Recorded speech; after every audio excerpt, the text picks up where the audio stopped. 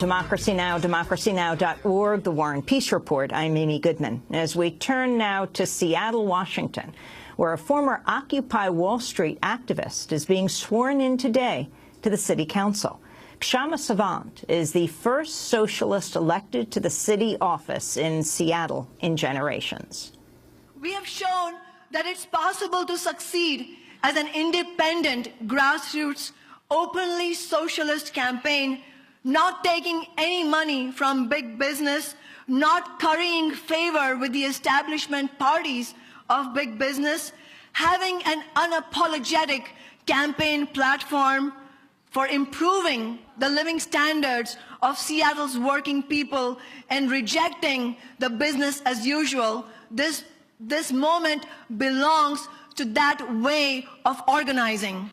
Kshama Sawant has also played a pivotal role in the Fight for 15 movement, the campaign to raise the minimum wage to $15 an hour in the Seattle area.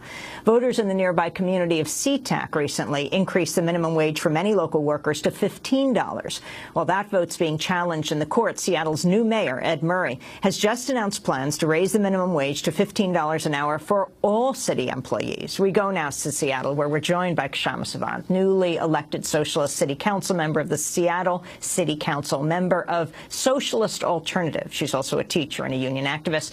Welcome to Democracy Now! And congratulations, Kshama. Can you talk about what today means, today, your inauguration? Thank you, Amy, for having me here.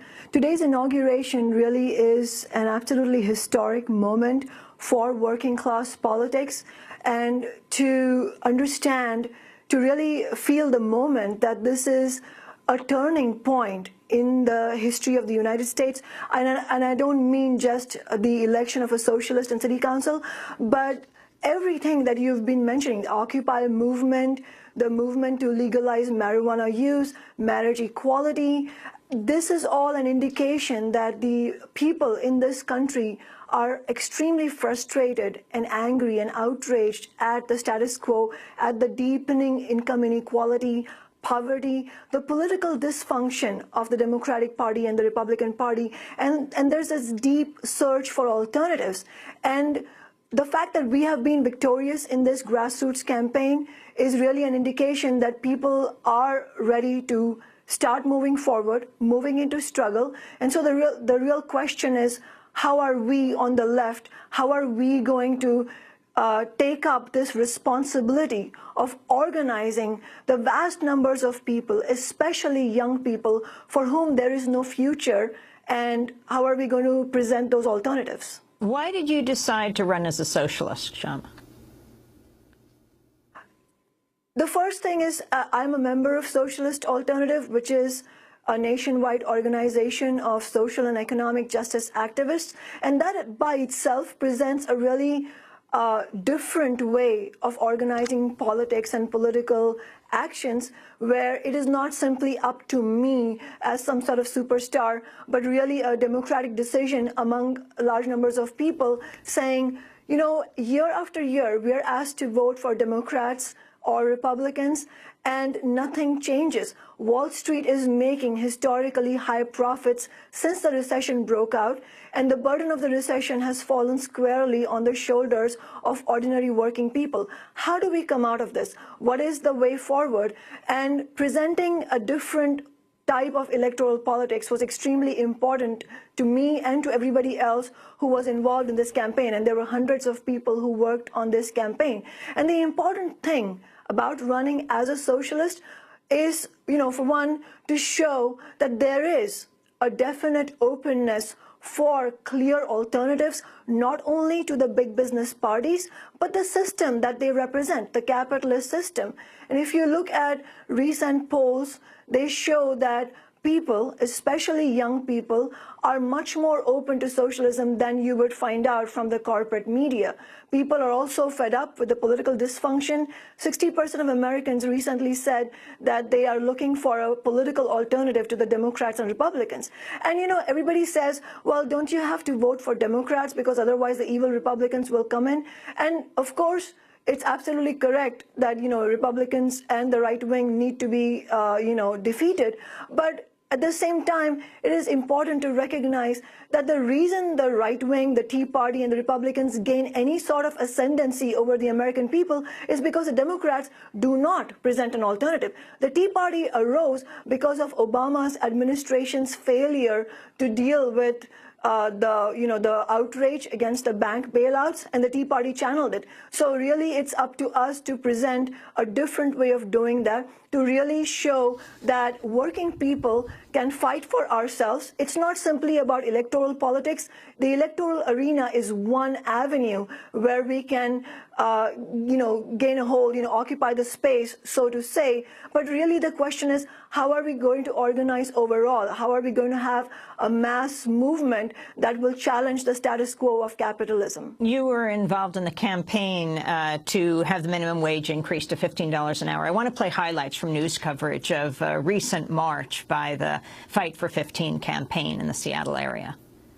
After the yes vote in CTEC, there's a lot of energy behind this cause. The cost for, basic necessities for everyday things that you need. Sometimes you just don't have enough on the wages that we make now. I'm out here for everyone. I'm out here for me, my family, my children. I'm out here for our future, all future generations. $15 an hour would change her family's life. It'll be great. Pay bills off, medical bills, go back to school. It mean I wouldn't have to work 2 jobs.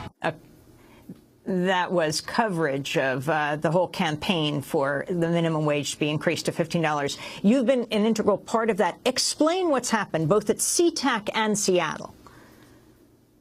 Yes, this really started with, the growing discontent against economic inequality and the abysmal standard of living and the race to the bottom that is being meted out to the vast majority of people, especially the younger generation, low-wage workers. And as you all have covered on Democracy Now!, December 5th of 2012 was a pivotal day when fast food workers walked out in New York City, very courageously, might I say, to take a stand on $15 an hour and the right to unionize without retaliation.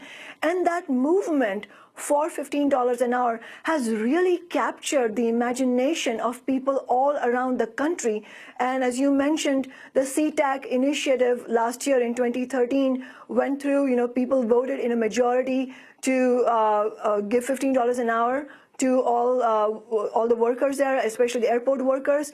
And in Seattle, our campaign, Socialist Alternatives campaign, has been campaigning for day one for $15 an hour for all workers in Seattle. We've also been campaigning for affordable housing and for taxing the wealthy to provide funding for transit and education.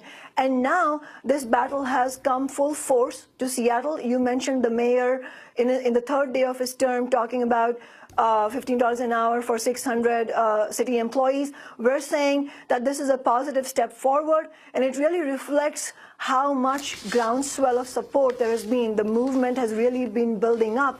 And I would urge everybody to go to 15now.org. That is 15now.org. That's the website we have launched. It's a grassroots campaign that we are starting to mobilize in Seattle to fight for 15 in 2014. And I would urge all your viewers and listeners to go to the website, volunteer, sign up to help out. Please give your financial contributions. It doesn't matter whether you are in Seattle or not. This is the epicenter of $15 an hour, and we need the support of everybody all around the country. And I think it's important to see how dramatically different the political terrain here is today since before Occupy. Before Occupy, there was a lot of, disenchantment and sort of a feeling of demoralization. Occupy ended the silence on inequality, and really it put capitalism at front and center. The question of the fact that we need a system change. And what's happening in Seattle is, in a sense, is not unique in the sense that the social conditions that are preparing people to jump into struggle exist everywhere in the country.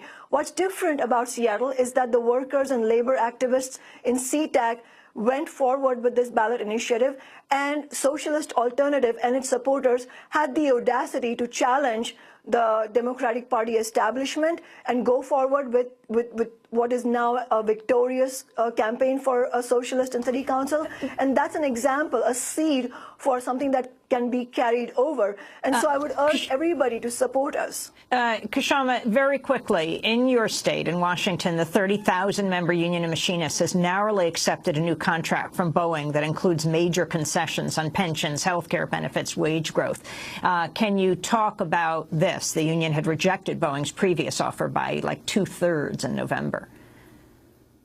Yes, and in fact, for people who have been following the news, you will know that Boeing workers, the workers in the state of Washington, have been extremely courageous, and we've been in solidarity with them in rejecting the really this is economic blackmail by the Boeing CEOs, and they have extracted tens of billions of dollars of subsidies from the state. And this is yet another example of why we need an alternative to the Democrats and Republicans. You know, the Democrats have colluded as much as the Republicans in the state legislature, totally sold out the Boeing workers and urging them to accept this real assault on their living standards. Washington approved the largest corporate tax break by a state to a single corporation in U.S. history. That's quite astounding. Yes, finally, what would you say, Kshama, to people who want to run on a third-party platform like you did as a socialist?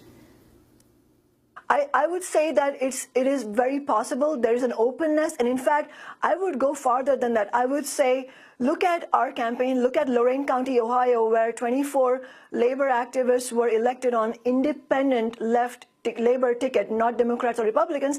And most importantly, this would be an abdication of responsibility of us on the left if we did not challenge the two-party system. Kshama Sawant, we're going to have to leave it there. I thank you so much for being with us. The newly elected Socialist City Council member of Seattle City Council. She's being sworn in today. That does it for the broadcast. Happy birthday to Claudia Ibarra. Democracy Now! Produced by Mike Burkert. I'm Amy Goodman. Thanks so much for watching this report from Democracy Now!, your daily independent global grassroots news hour. We don't accept advertising or corporate funding, but rather rely on donations from viewers like you. Please make your contribution by visiting democracynow.org today. We need your support today to keep bringing you this hard-hitting, in-depth reporting.